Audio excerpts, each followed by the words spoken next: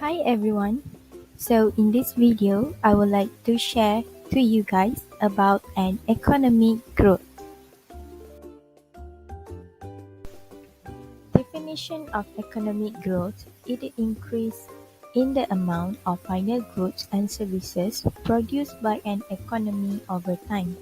Therefore, it is an increase in a country's real national income or output or per capita income. It is measured as the rate of increase in the real gross domestic product. Example, real GDP or gross national product (GNP). The rate is obtained after adjusting inflation rate. When real GDP increase from one year to the next, the economy aggregate production of final goods and services also increase, implying an increased average standard of living and vice versa. This is the real GDP growth. The real GDP growth had fluctuated from 1996 until 2018. The economic growth had dropped drastically during recession period, namely 1975, 1985, 1998 and 2009, recorded negative growth rate. Since economic recovery in 2010, the growth rates were between 4% until 7%.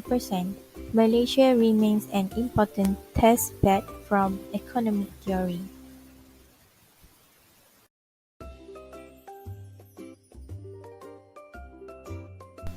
Real GDP growth Malaysia versus global.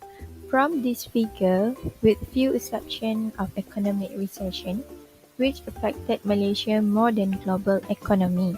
Generally, Malaysian annual GDP growth were higher than the global economy throughout 1961 until 2014. From this figure, by the end 2018, GDP per capita was RM11,238 compared to 1960 with nearly 234 ringgit, which was 48 times higher in nearly 60 years.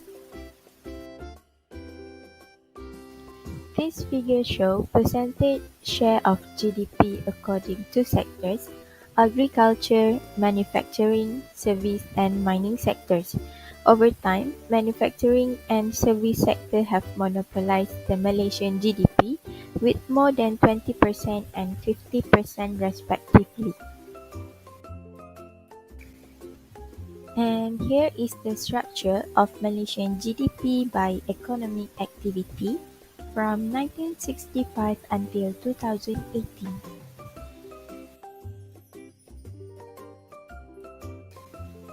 Factor contributing to economic growth. Number 1, abundant natural resources. Number 2, newly industrialized and diverse market economy. Number 3, young, educated and skillful labor force.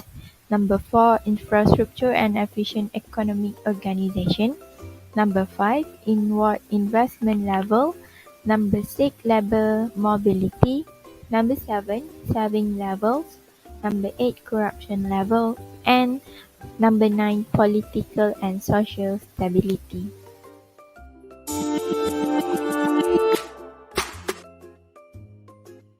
Economic development is broad and comprehensive. It refers to the substance and societies that promote the standard of living and economic health of a specific area. Development comprises of positive changes and economic growth. So for the positive changes, it's change in socio-economic and technical.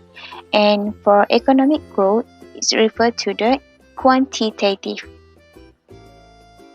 To know the level of economic development of a country, there are different indicators which are used. These indicators help in understanding the level of development, comparisons with other countries or different time periods. These indicators help in better planning toward achieving economic development. The indicators of economic development are improvement in GDP per capita, increase in literacy rate, improved healthcare, sustainable development, balanced development, and raise in standard of living. Next is Human Development Index. It introduced by United Nations Development Programme. The definition of HDI is a summary measure of average achievement in key dimensions of human development. It has three measurements. First, life expectancy. Second, knowledge. And last, decent standard of living. The HDI combines first life expectancy index assessed by life expectancy at birth, second education index measured by mean of years of schooling and expected years of schooling, and last is standard of living measured by gross national income per capita.